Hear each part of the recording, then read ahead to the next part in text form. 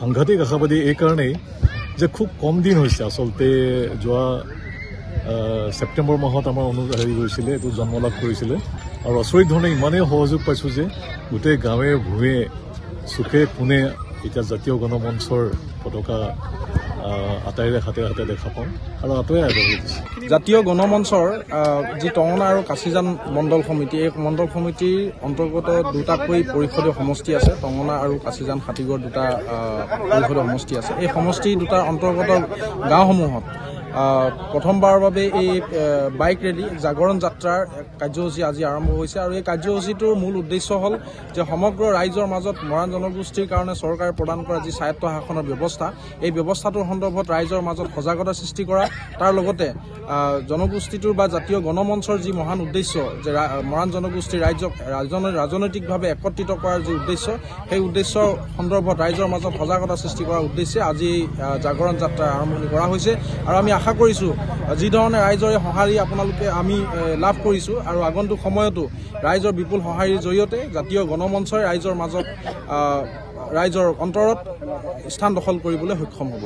যিহেতু অতি সোনকালে নিৰ্বাচন অনুষ্ঠিত হ'ব গতিকে আপোনালোকে কিমান আশাবাদী ৰাইজে কেনেধৰণে আদৰি ল'ব?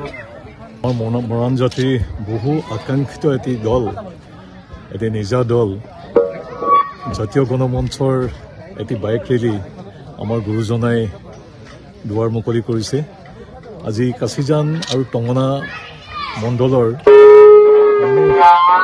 বিষয়ববীয়া আৰু কৰ্মকৰ্তাসকলে লগতে ইয়াৰ সজাগ ৰাইজে এই বাইক ৰেলীত সহযোগ কৰিবলৈ ওলাইছে আৰু এয়া অতি শুভ লক্ষণ বুলি ভাবোঁ। খুব কম দিনৰ ভিতৰতে আমাৰ স্বায়ত্ব পৰিষদৰ নিৰ্বাচন অনুষ্ঠিত হ'ব।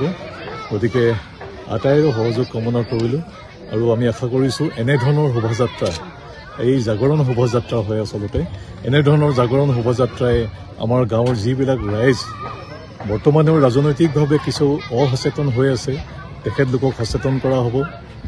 লগতে এনেধৰণৰ বাইক ৰেলী যাতে আমাৰ গোটেই মৰাণ অঞ্চলৰ তিনিচুকীয়া ডিব্ৰুগড় চৰাইদেউ এই আটাইকেইখন জিলাতে যাতে হৈ থাকে অনুষ্ঠিত হৈ থাকে। আৰু যিকোনো খবৰৰ বাবে যোগাযোগ কৰক 7099017330 লগতে 7099017110 নম্বৰত।